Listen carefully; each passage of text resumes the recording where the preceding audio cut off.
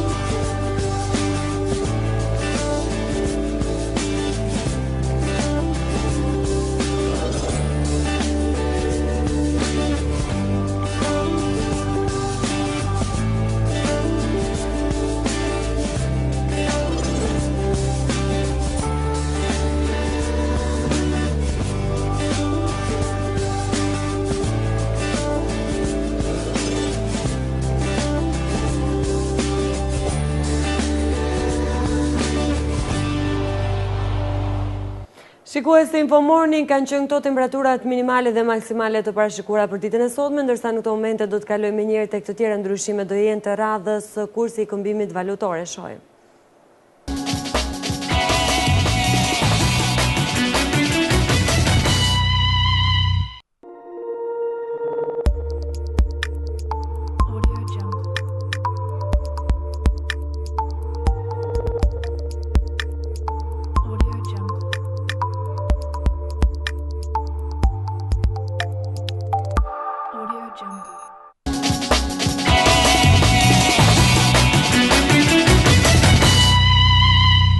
Me njerë pas kursit të këmbimit valutor, sigla paralajmëron fillimin me pasqyrimin e shtypit të ditës. Do ta nisim me gazetën Shekulli, e cila faqen e saj të parë me titull kryesor Hipotekat ja tarifat e reja. Është ky kryartikulli i gazetës Shekulli.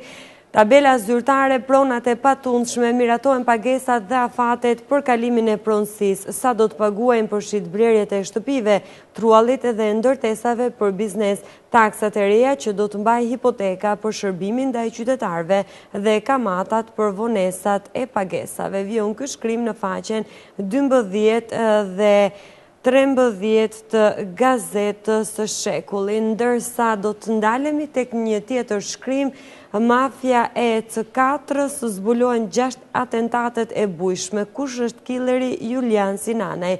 Prangoset në rinas moderatori në thonjza i atentateve të Vlorës, inspektor i Nuvit, ngjarjes si u bën atentatet dhe kush ishin viktimat. Është i bashkëqëruar ky shkrim dhe me foton në krah të Julian Sinanajt, i cili dyshohet për atentate të bujshme mafioze, dhe në këtë foto gjithashtu edhe disa prej provave materiale të sekuestruara nga policia.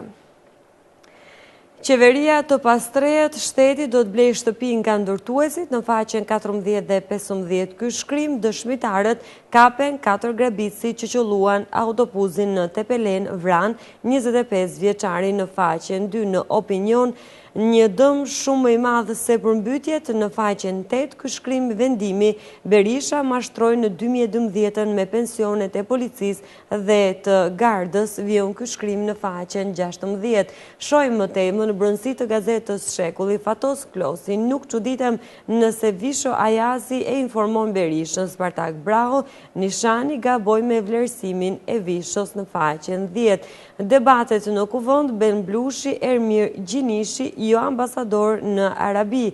Deputeti socialist kundër ish drejtuesit të komunitetit musliman, përplasje që nisën për lirit e Blushit të jetosh në ishull dhe për shamit në shkolla, në faqen 7. Gentiana Lul Gjura, i mësuese, fëmijët jashtë vëmendjes së prindërve, shifrat e dhunës në shkolla alarmante. Mbi 50% e mësuesve pohojnë se kanë pasur dhunë brenda mjediseve të institucioneve mësuesit, roli kyç në shkollë. Pra është ky shkrim kushtuar problemeve sociale, siç është dhuna në shkolla, ku mësuesit në fakt i bëjnë apel prindërve që të jenë më të kujdesshëm dhe më të vëmendshëm ndaj fëmijëve të tyre. Vion ky shkrim në faqen 16 dhe 17 të Gazetës Shekulli. Ndriçim Kulla, studiues, Zef Valentini, studiuesi italian që punoi për Shqipërinë, në faqen 18 dhe 19 ky shkrim. Dhe me këtë shkrim ne kemi mbyllur dhe titujt kryesor të Gazetës Shekulli. Ishte gjithçka që kjo e përditshme ka sjell në qendër të vëmendjes së opinionit publik për ditën e sotme. Do të jetë e radhës gazeta Koha Jon, në të cilën do të mund të lexoni ministri Sajmir Tahiri dhe super operacioni i policisë. Është ky kryeartikulli i së përditshmes Koha Jon, arrestime të bandave kriminale, kontrolle në çdo bastion të krimit, përgjime telefonash dhe qindra oficer e agent policie, në faqen 3 vion ky shkrim. Presidenti Nishani u dorëzon në flamurin përfaqësuesve të ekipit olimpik. Në foto, presidenti Bujar Nishani dje gjatë ceremonisë së dorëzimit të flamurit kombëtar të shtatorit të skiatorit Erion Tola dhe ekipit olimpik shqiptar që do të niset të marrë pjesë në lojrat olimpike Sochi 2014 që zhvillohen në Rusi nga data 7 deri në datën 23 shkurt 2014. Do të mund të lexoni detajet e kësaj pjesëmarrje në fakt në brendësi të Gazetës Koha Jon. Nga ekonomia, karburante, Shqipëria me çmimet më të larta në rajon, ndërsa diplomaci, Qemal Minxhozi, ambasador në Kosovë. Do të mund të lexoni këtë shkrim përkatësisht në faqen 4 dhe 6 të Gazetës Shekulli. Kryetari i Kuvendit Meta Laver Bariu, pjesë e pandari identitetit tonë, në faqen 5. Abuzimet, Këshilli i Lartë i KLSH-ja pra zbulon 108 milion euro shkelje financime nga shitja e pasurive publike, vion ky shkrim në faqen 10. Speciale në Koha Jon do të mund të lexoni 10 diktatorët më mizor të historisë së njerëzimit, në faqen 16. Kuriozitetet, gruaja i dhuron veshkën burrit, më pas i kërkon divorcin dhe veshkën. Është një shkrim ky në faqen 19 të së përditshmes Koha Jon, ndërsa do të ndalemi tek të tjera shkrime. Mbi 3 miliard njerëz me sytë nga Rusia. Fjala ambasadorit rus para ekipit shqiptar pjesëmarrës në lojrat olimpike në Sochi.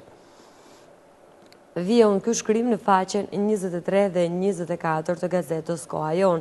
Në opinion, ligji dhe shkenca ekonomike, një mungesë e universiteteve shqiptare nga Kasem Seferi në faqen 8 do të mund ta lexoni, ndërsa nga argëtimi në brëndësi të Koha Jon, horoskopi dhe fjalkryqet special të Koha Jon në faqen 20 dhe 21.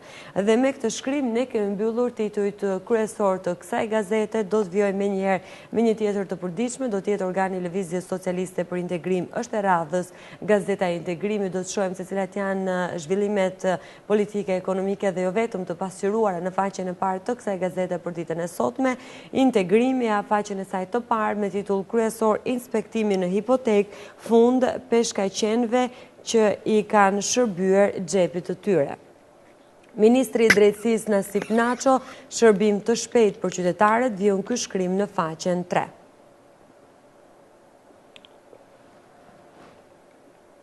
Do të shohim të tjera shkrime. Spartak Braho, alarm, sistemet informatike të dhënave në institucionet shtetërore janë në rrezik. Është i bashkëqyruar ky shkrim dhe me kreun e Komisionit Parlamentar të Sigurisë Kombëtare Spartak Braho, që do të mund ta lexoni të detajuar në faqen 5, ndërsa do të shohim të tjera shkrime. Ngushëllim e familjes, Ilir Meta, Laver Bariu, pjesë e pandar e identitetit ton. Pra, kreu i Kuvendit ka shprehur ngushëllimet e tij familjes së mjeshtrit të kitarës Laver Bariu në faqen 3 të gazetës Integrimi.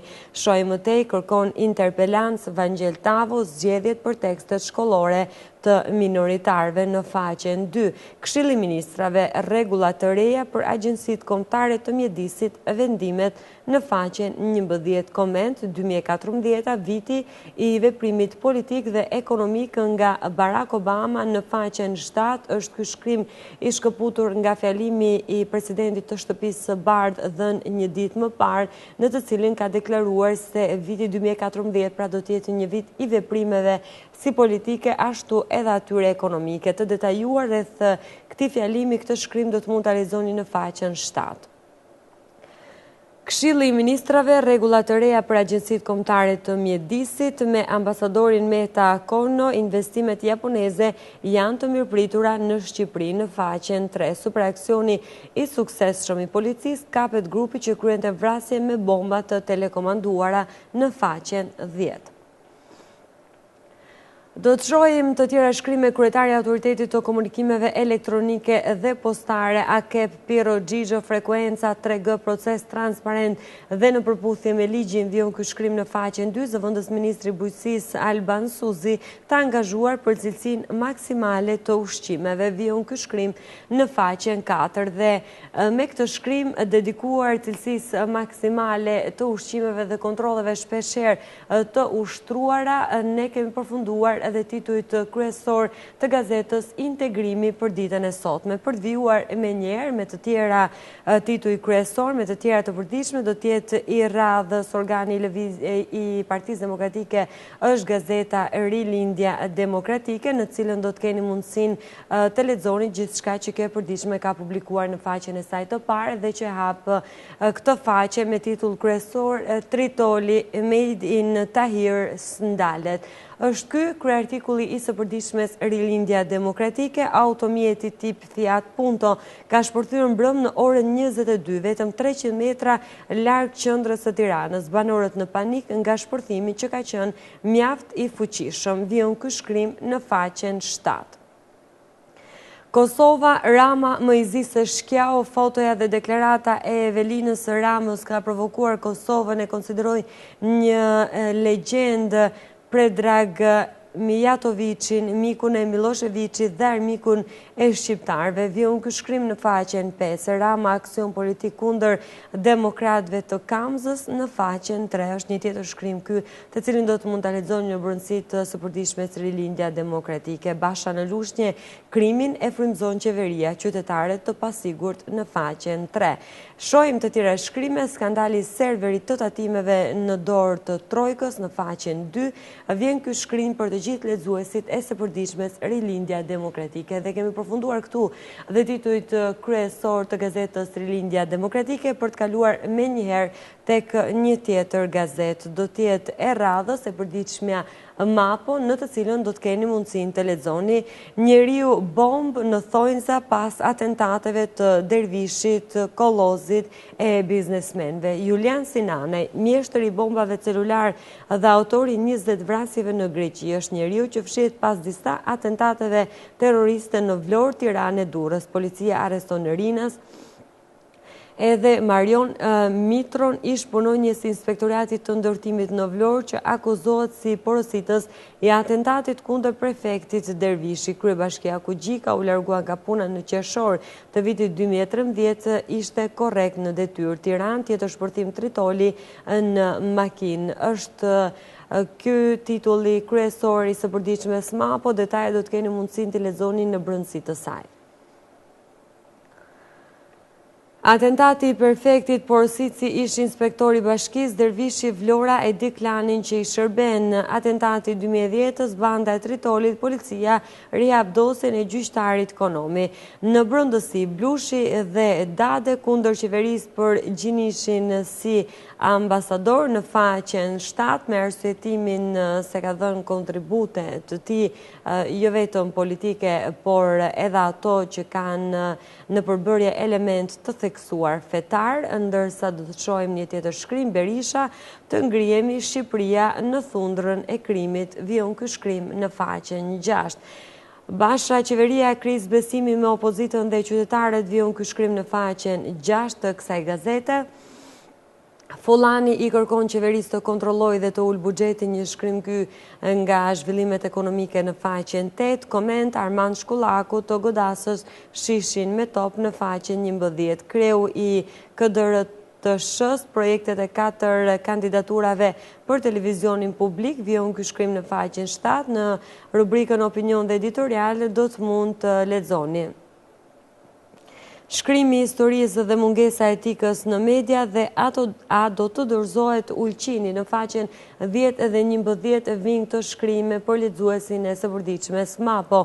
Universitetet e ekspozita e Samsurit në Universitetin Evropian të Tiranës, një kartolinë urimi për Kadaren, vijon ky shkrim në faqen 12 të kësaj gazete. Më në brendësi, në rubrikën afër dhe larg do të lexoni fjalimi i vitit i Obamës, shansi fundit për presidentin në faqen 2. Dhe kemi mbyllur këtu dhe titujt kryesor të gazetës Mapo, ishte gjithçka që kjo gazetë ka publikuar në faqen e saj të parë. Do të kalojmë tek një tjetër e përditshme, do të jetë e radhës Tirana Observer, e cila faqen e saj të parë me titull kryesor në pranga skuadra e vrasësve me pagesë, ja krimet për të cilat dyshohen porositën dhe shpërthimi për perfektin Dervishi. Superaksioni i policisë u arrestua banda e tritolit dhe si shpëtoi biznesmeni, vijon ky shkrim në brendësi të gazetës Tirana Observer. Shohim të tjera shkrime. Julian Sinanaj, arkitekti i 25 ekzekutimeve në Shqipëri dhe në Greqi. Marion Mitro, porositësi i atentatit me tritol ndaj prefektit të Vlorës, në faqen 2 dhe 3. Ankimi, alarmet për bombë në shkolla, 42% e nxënësve të friksuar, lexoni në faqen 4.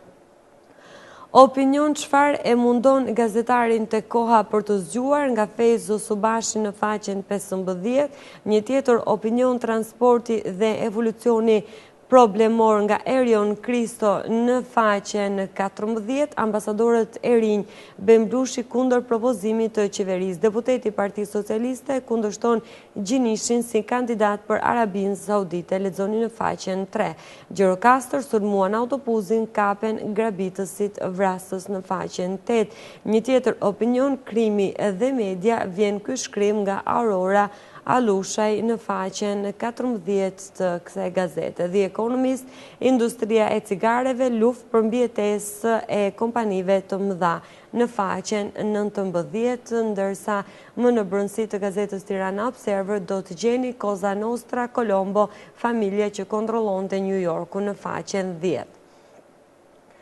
Nga Enver Kushi Marko Boçari një mit për Europën në faqen 24 ky shkrim dhe këtu kemi përfunduar dhe titujt kryesor të gazetës Tirana Observer për të zhvendosur me njerë tek një tjetër e përditshme. Do tjetë e radhës gazeta Zëri i Popullit në të cilën do të lexoni policia zbardh zinxhirin e vrasjeve me eksploziv. Është ky kryeartikulli i gazetës Zëri i Popullit, goditje spektakolare krimit të organizuar. Është i bashkëqëruar kjo foto dhe me provat materiale të sekuestruara nga policia në momentin e kryerjes së këtij operacioni, ndërsa do të kalojmë tek të tjera zhvillime, do të përqendrohemi tek ato politike, beqe askush nuk do mbetet pa kujdes shëndetësor. Partneriteti edhe me privatin për shërbimin bazë. Vjen ky shkrim në brendësi të gazetës Zëri i Popullit kushtuar kujdesit shëndetësor. Bushati pret përfaqësues nga Lugina e Preshevës, është ky një tjetër shkrim të cilin do të mund ta lexoni të detajuar në brendësi të gazetës Zëri i Popullit. Qeveria qasje aktive ndaj shqetësimeve tuaja. Peleshi pohon se mazhoranca vullnet në arritjen e konsensusit për reformat e integrimit.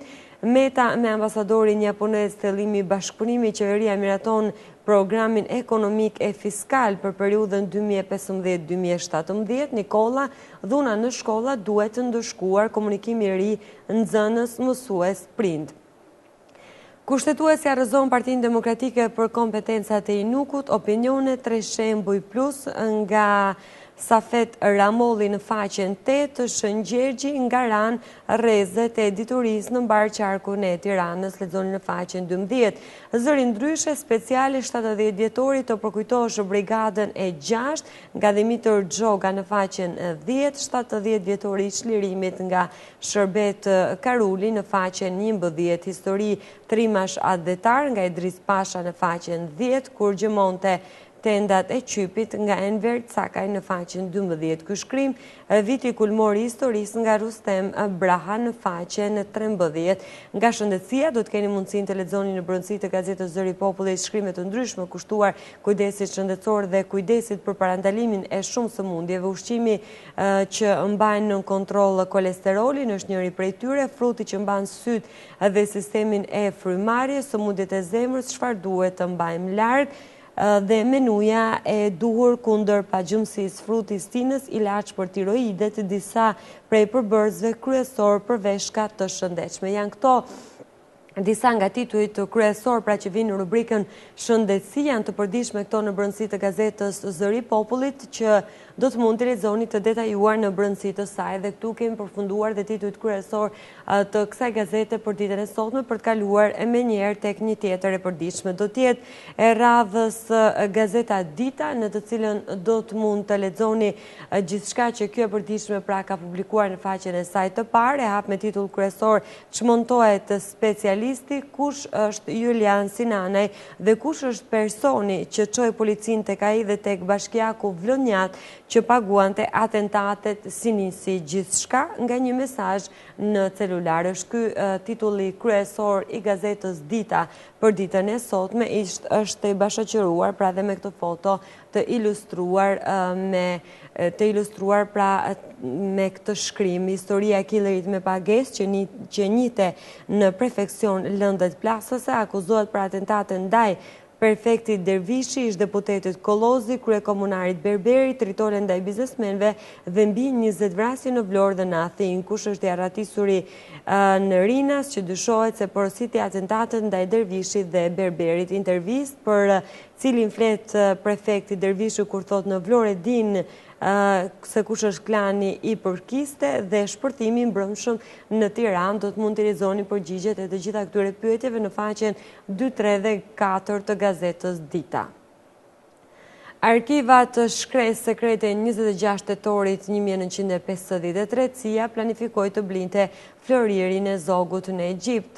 Faksimiles në brëndësi, Egjipti sekuestroi floririn që zogu mori nga Shqipëria, pse ndërhyn amerikanët dhe ç'ndodhi më pas, vijon ky shkrim në faqen 5. Vrasja cilët janë 20 vjeçaret e sulmit mbi autobusin Tirana-Athinë në faqen 12, 4 me maliotët, i zbulon një banor, njëri rrëfen krimin dhe thot se ishin të droguar. Kuvendi projekt ligji rregulla të reja për tregtinë e armëve. Komisioni jashtë miraton projekt ligjin për ratifikimin e traktatit për tregtinë e armëve. Në opinione, para se t'i dhuroja kopjen e dytë Xhevo Zenelit, vjen ky shkrim në faqen 11 dhe 14. Djokovic, një nacionalist apo një tenist i madh? Është një pyetje kjo nga analisti i njohur Mustafa Nano, përgjigjen e së cilës do të mund ta lexoni në brendësi të shkrimit në gazetën Dita.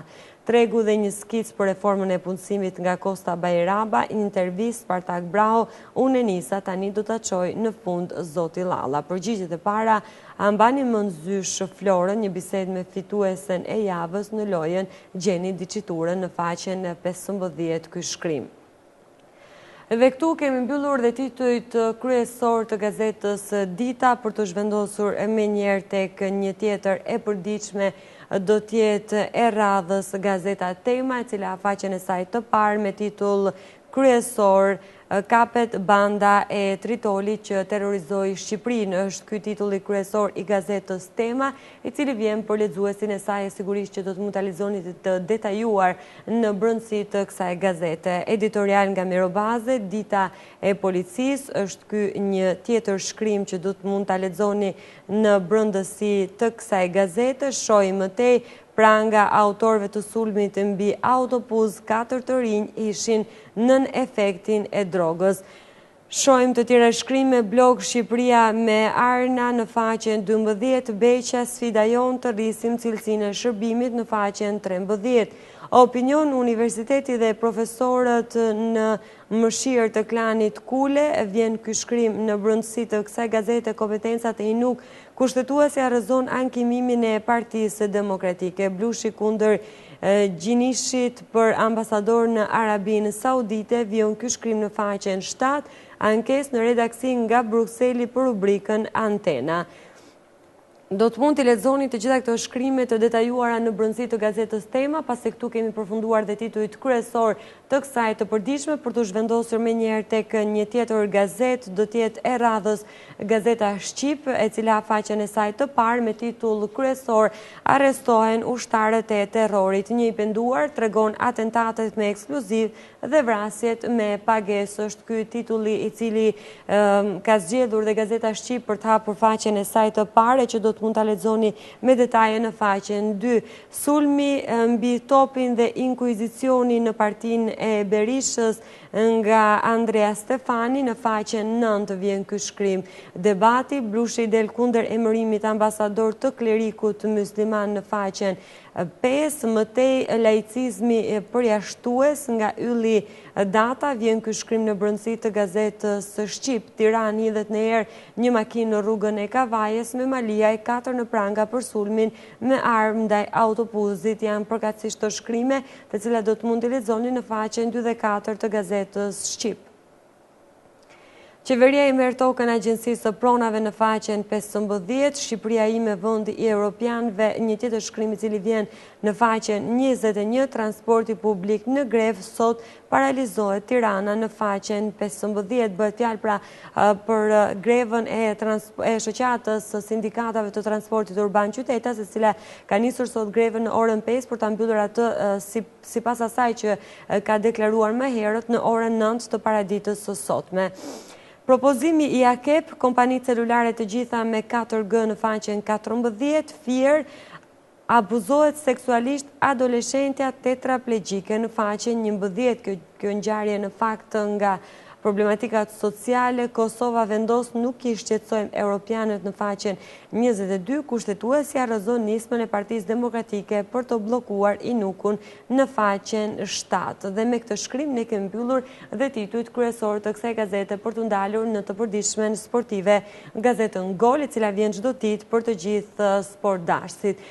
Gazeta Gola, faqen e saj të parë me titull Progni kërcënon Kuksi im spektakël në fush e tribuna. Vion ky shkrim në faqen 2 të gazetës Gol, rifillimi i kampionatit sheh Kuksin si një përballje direkte me Partizanin në Qemal Stafa. Për herë të parë këto dy skuadra ndeshen me njëra tjetrën për kampionatin dhe për më tepër e bëjnë me një renditje të mirë pasi Skënderbeu është kryesues. Për kapitenin e Kuksianëve, Gerald Progni, kjo do t'jetë një sfidë emocionuese që pritet të dhurojë spektakël si në fush, ashtu edhe në tribunë. Gjithashtu kjo është një sfidë e veçantë me Tropojanin pasi luan ndaj skuadrës që e formoi, vion ky shkrim në faqen 2 të gazetës sportive Gol. Do të shohim më tej, Partizani prezanton 4 blerjet e fundit dhe nis skarcimet, iken goleadori Julian Malo në faqen 2. Talenti kosovar Valmir Berisha firmos për 5 sezone tek Roma. Flet Neziraj, lojtari i shpresave, do të largohem nga Shqipëria nëse ftohem nga Kosova në faqen 2. Mercato Zikaltër, Hernans plus Nani, Interi lë gjithçka për ditët e fundit në faqen 7. Rej Manaj thirret në ekipin e parë të Sampdorias, shqiptari 16 vjeçar bën për vete Mihajlovcin që e grumbullon në faqen 2. Vjen ky shkrim dhe me këtë shkrim ne kemi mbyllur edhe titujt kryesor të së përditshme sportive Gol. Sigurisht që kemi përfunduar edhe këtë pjesë, këtë hapësirë pra dedikuar pasyrimit të shtypit të ditës. Do të shkëputemi vetëm për pak minuta publicitet për të rikthyer sërish dhe për të vijuar me të tjera informacione. Së bashku në studio për të vijuar me të tjera informacione, në fakt do të përqendrohemi tek mega operacioni i Policisë së Shtetit, ashtu sikurse edhe të gjitha të përditshme sot e kishin vënë në qendër të vëmendjes. Të tjera detaje do të na sjell kronika në vijim. Bëhet fjalë pra për operacionin e ditës së dieshme, i cili ka arritur të vërë në pranga një rrjet kriminal i cili dyshohet për realizimin e disa shpërthimeve në Shqipëri. Gjatë këtyre 2 viteve të fundit në krye të këtij grupi terrori qëndron ekzekutori Julian Sinanaj, i akuzuar për 20 vrasje në Greqi. Ky ishte Chelsea që shpërtheu të gjitha detajet e vrasjeve të bujshme në Shqipëri, si dhe zbuloi edhe antarët e tjerë të bandës kriminale. Shohim detajet të cilat na i sjell kronika në vijim. Ndodhemi në rrugën e Kavajës në kryeqytet, aty ku rreth pas ditës së mërkur kanë zbarkuar forca të shumta speciale. Gjatë kontrollit të ushtruar pikërisht në këtë zonë është zbuluar se në një banesë e cila ende nuk është bërë me dije për shkak të hetimeve të shumta, ka rezultuar se janë gjetur 10 mina të cilat ishin gati për të shpërthyer në mënyrë të telekomanduar.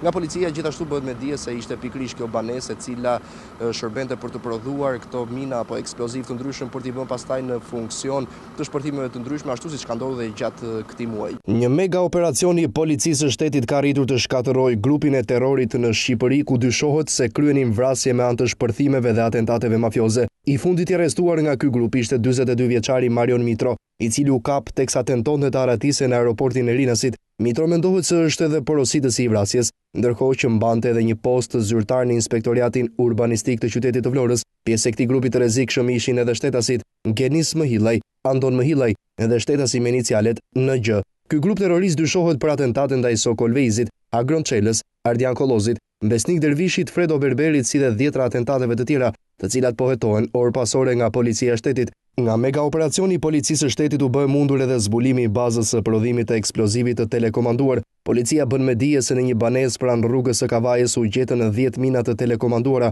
një sasi municionesh luftarake si dhe një automatik me silenciator. Në këtë banesë sipas policisë ka jetuar me qira Julian Sinanaj dhe shtetasja Denada Çuni, të dytë arrestuar ditën e shtunë. Drejtori i Policisë së Qarku Tiranë Ardian Çipa deklaron se Sinanaj, i padënuar ndonjëherë më parë, ishte vrasës me pagesë dhe njëkohësisht çelësi i zbërthimit të një aktiviteti të rënd kriminal i cili zbardhi zinxhirin e plot, që nga porositësi i vrasjes të ndërmjetësit e deri te ekzekutorët. Policia e shtetit deklaron se Sinanaj është një serial killer, ku vetëm në Greqi mund të ketë kryer mbi 20 vrasje, por që është i përfshirë edhe në vrasjet e bujshme në 2 vitet e fundit në Shqipëri. Sinanaj bashkë me grupin e tij kishin piketuar kohët e fundit edhe eliminimin e një biznesmeni në kryeqytet, por që fal ndërhyrjes së policisë së shtetit u bë i mundur parandalimi i saj. Policia ka mundur të arrestojë shtetasit JS, NG dhe Marion Mitro dhe njëkohësisht parandaloi vrasjen e biznesmeni, e cila ishte porositur dhe ishte duke u realizuar nga personat e lartpërmendur. Ndërhyrja në kohë e policisë bëri të mundur që të dështonte plani i vrasjeve dhe të shpëtojë jeta e biznesmenit. Nga veprimet hetimore procedurale të kryera, ka rezultuar se shtetasit e lartë përmendur, në bashkëpunim me njëri tjetrin, janë autor të dyshuar të njësër ngjarjesh të mëdha kriminale, ndër të cilat vrasja e shtetasit Sokol Veizi, vrasja e shtetasit Agron Çela. Gjithçka ka nisur pak ditë më parë me arrestimin e shtetasit JS 30 vjeç nga Vlora, i cili ishte mbajtur në vëzhgim nga policia e Tiranës, pasi dyshoi si autor i mundshëm i disa veprave të rënda penale dhe person me rrezikshmëri të lartë kriminale, dyshohet se është autor i mbi 20 vrasjeve me pagesë si dhe veprave të tjera penale të kryera në shtetin grek. Sipas policisë së Tiranës, bëhet me dije se ky grup që ka tronditur jo pak vendin ton do t'i nënshtrohet një hetimi të mirëfillt nga policia e shtetit dhe prokuroria e krimeve të rënda. Por kush është super killeri Julian Sinanaj, i kërkuar nga policia greka, i konsiderohet si një serial killer, 31 vjeçari lindur në Elbasan dhe banues në Vlorë që hynte e dilte shpesh herë në Greqi, pohon vendosjen e një bombe në banjat e gjykatës së Selanikut në vitin 2010, nga shpërthimi i së cilës rrezikuan jetën mbi 50 persona që nuk ishin mundur të dilnin nga ndërtesa. Teksa ka rrëfyer për policinë shqiptare, Sinanaj ka planuar edhe vrasjen e dy grekëve 35 dhe 45 vjeç, njëri prej të cilëve i lidhur me botën e krimit, kurse tjetri kalimtar i rastit. Por policia e shtetit shqiptar deklaron se Sinanaj mund të ketë ekzekutuar vetëm në Greqi 20 persona, ndërsa në Shqipëri ende nuk bëhen publike të dhënat. Ajo që vihet në dyshim është lidhja e 31 vjeçarit me organizatën terroriste greke Bërthamat e Zjarit, organizatë kjo e cila ka dërguar pako bombë drejt kancelares Angela Merkel, ish kryeministri Silvio Berlusconi dhe ish presidenti Nicolas Sarkozy. Sipas autoriteteve greke, mendohet se Julian Sinanaj mund të ketë njohje edhe me të arrestuarit e tjerë Ilir Kupa, i aratisur nga burgu i Trigalas. Lidhja mes tyre qëndron tek disa të afërm të Sinanajt, të cilët ishin pjesë e 11 të burgosurve shqiptar të aratisur nga burgu i Trigalas në Greqi në muajin mars, grup ky ku ishte pjesë edhe Ilir Kupa. Në fakt do ndryshojmë katërcipërisht të temën tonë, do të përqendrohemi tek një trend i cili po përhapet gjithnjë më shumë, bëhet fjalë për arredimin e shtëpive. Shndrimi i shtëpisë në një objekt ku gjen strej dhe paqe ka rikthyer vëmendjen e përzgjedhjes së profesionistëve për rregullimin e shtëpisë. Sipas arreduesve, rritja e standardeve të jetesës ka ndikuar në shtimin e kërkesës për të bukurën dhe origjinalen në kompozimin e ambienteve të brendshme. Shtëpia ka rifituar statusin e saj si ambienti ku njeriu gjen veten, rifiton energjitë e humbura, pra është çerdhja e ngrohtë e cila të siguron mbrojtje, qetësim dhe mbi të gjitha është ambienti yt. Të gjitha këto mjaftojnë për ta rikthyer vëmendjen ndaj shtëpisë dhe veçanërisht ndaj arredimit, si një prej elementeve thelbësor të krijimit të psikologjisë së përshtatshme për fitimin e energjive dhe pozitivitetit. Nëse nuk ndjeheni si në shtëpinë tuaj, ku mund të ndjeheni tjetër?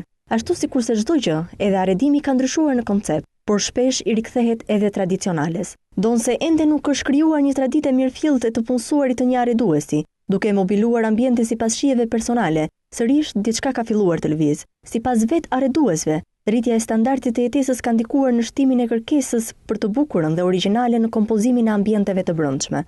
Dhe kjo lidhet me mirëqenien ekonomike të njerëzve, me rritjen e mirëqenies ekonomike të njerëzve, që në përmirësimin e pamjes së jashtme të veshjeve duan të kenë përmirësime dukshëm edhe në arredimin e brendshëm të shtëpive, ndryshimin e mobiljeve, rritjen e cilësisë të materialeve, rritjen e komfortit, që në ambientin e tyre të përditshëm, aty ku kalojnë pjesën më të madhe të jetës së tyre, të ndihen sa më mirë. Sot është bërë e kohës, është bërë e modës që një person që i ka një farë mundësi ekonomike të punësoj një arkitekt. Në tendencat e tregut dhe shijet e arreduesve është e vështirë të gjesh një linjë bizotruese, duke qenë se ky profesion kërkon kryesisht një shije artistike. Preferencat e arreduesve janë nga më të ndryshmet dhe subjektive. Sot kemi një hapje të kuzhinës, të ambientit të kuzhinës, të gatimit me pjesën e ndentjes. Janë dhe tavolinat e ngrënjes, gjithashtu që duhen patur parasysh, nëse më përpara kemi pasur disa tavolina të vogla, sot kemi tavolina të mëdha ceremoniale. Tendencat e bashkëkohore sot janë krijimi i kontrasteve, përdorimi i ngjyrave, na krijon një ambient të qetë, një ambient shplodhës,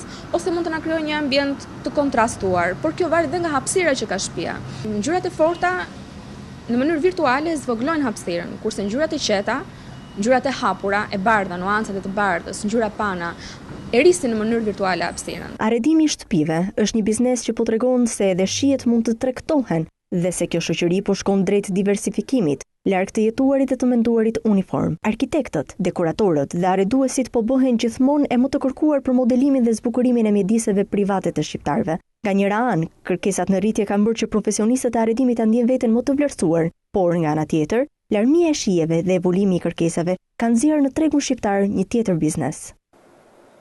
Ka qenë kjo një kronike përgatitur nga Departamenti i Informacionit, ku ka dhënë të gjitha detajet mbi arredimin edhe për këtë vit të gjitha shtëpive tuaja. Në vijim do të keni mundësinë të ndiqni rubrikën e kalendarit historik. Bashkë do ndajemi këtu dhe ju lë takim nesër në po të njëjtën orë në Info Morning. Mirupafshim.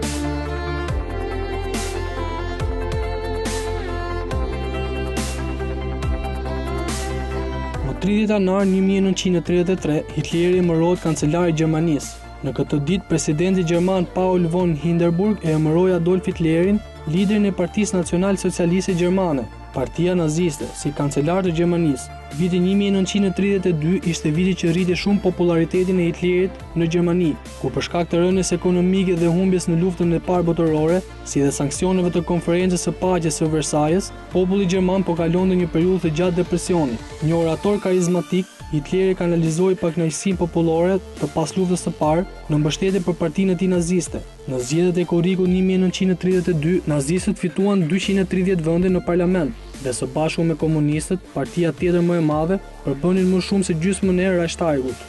Presidenti Hindenburg, i frikësuar nga mbështetja popullore për Hitlerin, në fillim refuzoi ta emërojë atë kancelar. Në vend të tij emëroi generalin Kurt von Schleicher, që tentoi të marrë mbështetësit e Hitlerit duke negociuar me fraksionin nazist të udhëhequr nga Gregor Strasser. Në raundin tjetër të zgjedhjeve në nëntor, nazistët humbën terren krahasuar me komunistët, gjë që i shtrëngoi të djathtë gjerman të jepnin më shumë pushtet Hitlerit. Në serinë e komplikuar të negociatave, ish kancelari Franz von Papen, i mbështetur nga biznesmenët gjerman dhe nga Partia Konservatore Gjermane, bindi Hindenburgur të emërojë Hitlerin si kancelar dhe von Papen si zëvendës kancelar, si dhe të tjerë jo nazistë në qeveri që do të frenonin tendencën brutale të Hitlerit. Hitleri u emërua kancelar më 30 janar 1933, ditë kjo që shënoi kthesën e Gjermanisë dhe padyshim të botës mbar. Plani i tij, i mbështetur nga shumica e popullit gjerman, ishte të mënjanonte politikën dhe ta bënte Gjermaninë të plot fuqishme, me një parti të vetme. Ai filloi menjëherë një ekspansion të shpejtë në polici. Gestapoja ishte vendosur Hermann Göring si shef të një force të